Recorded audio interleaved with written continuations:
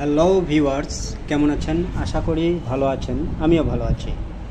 আজ হঠাৎ পরিবারকে নিয়ে প্ল্যান করলাম যে বাহিরে বেড়াতে যাব। ভাবলাম এই সুযোগে একটা ব্লগ ভিডিও করে ফেলি, কিন্তু কোথায় যাব অনেকক্ষণ ধরে ডিসকাশন করেও ঠিক করতে পারি নাই। অবশেষে সবার মাথায় চিন্তা এলো আমরা ঢাকার আগারগাঁওয়ে বিমান বাহিনী জাদুঘরে যাব। বিমান বাহিনী জাদুঘরে এর আগেও অনেকবার যাওয়া হয়েছে, তবে শুনেছি সেখানকার অবকাঠামোগত উন্নয়ন আরও সুন্দর হয়েছে, তাই সবাই আবারও যাওয়ার সিদ্ধান্ত নেওয়া হলো।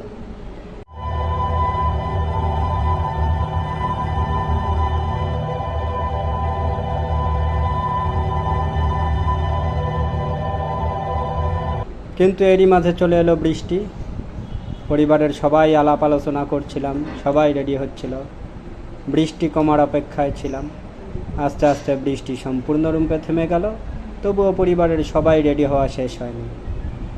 অবশেষে সবার প্রস্তুতি শেষে রওনা দিলাম জাদুঘরের উদ্দেশ্যে।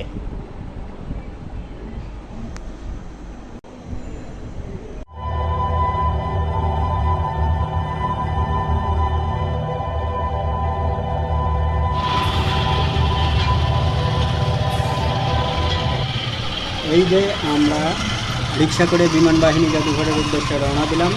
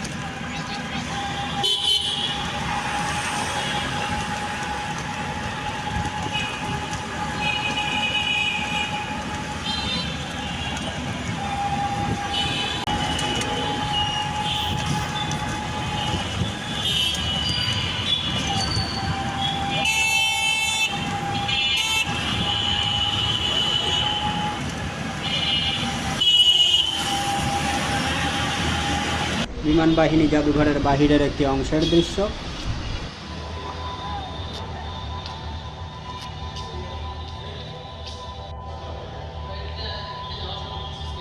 টিকিট কেটে ঢুকতেছি, ঢুকতেই চোখে পড়ল বাংলাদেশ এয়ারফোর্সের স্থাপত্য নামটি। আস্তে আস্তে আমরা ভিতরের দিকে হাঁটতে লাগলাম। বৃষ্টির কারণে মানুষ ছিল খুবই কম। প্রথমেই চোখে পড়ল ড্রাগনের এই মূর্তিটি।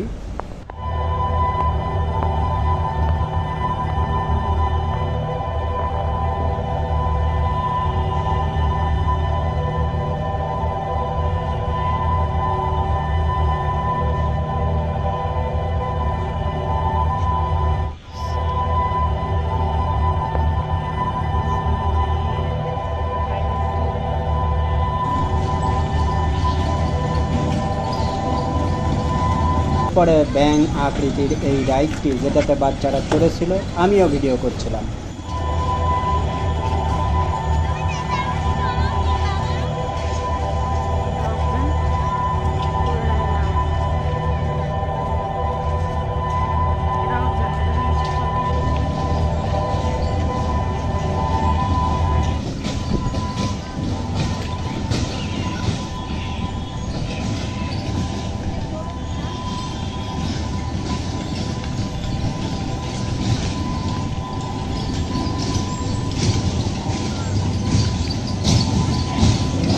এখান থেকেই দেখতে হবে।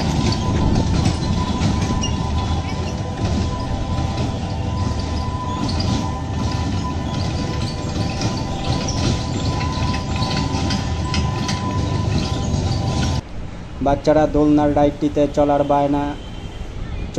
বায়না ধরেছিল, কিন্তু বেশি মানুষ না হওয়ার কারণে রাইডটি চালু হয়নি।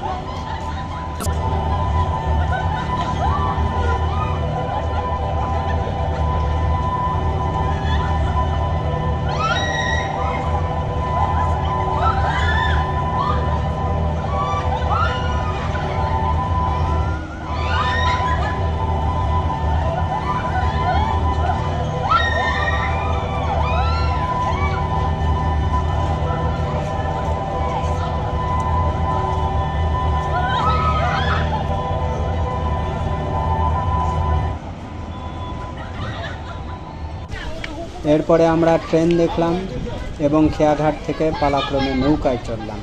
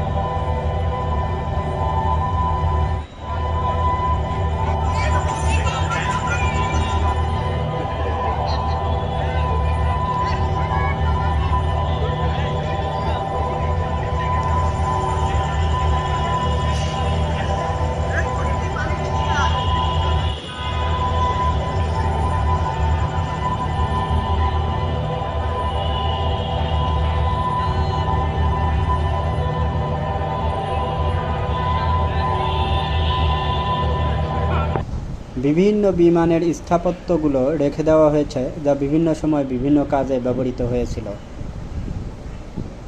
তবে এই বিমানগুলোতেও বাচ্চাদের ওঠানোর ব্যবস্থা থাকলে খুবই ভালো হতো।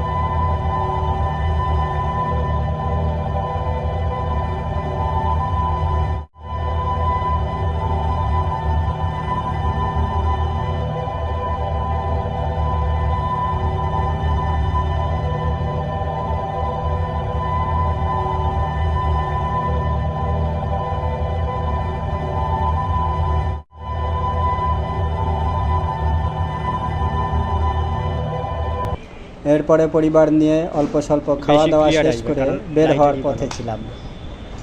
বাচ্চারা দোলনার রাইডটিতে চলার বায়না ধরেছিল, কিন্তু মানুষ না হওয়ার কারণে রাইডটি আর চালু হয় নাই। বের হওয়ার সময় পুতুলগুলোর স্থাপত্যগুলো চোখে পড়ল, বেশ সুন্দর। বাচ্চারা এখানে এসে অনেক নতুন সংযোজন পেয়ে তারা অনেক খুশি, অনেক সময় খেলাধুলা করেছে। অবশেষে রাত হবার পথে, বিমান মেলাটিও বন্ধ হবার পথে। তাই আমরা আজকের মতো এখানেই শেষ করছি, সবাই বাড়ি ফিরে যাব। তো আজকের ব্লগে এ পর্যন্তই রইল।